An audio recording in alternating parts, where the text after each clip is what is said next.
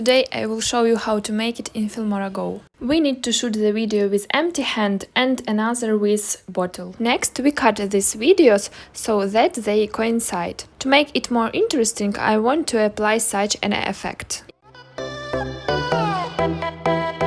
In the same way, we shoot the next two videos with the bottle in hand and again without, and combine them so that they coincide and the transition is obtained. For this particle, I will choose this effect. And then the magic happens. The other person stands on the other side of the mirror and sneezes at it. And we save the video.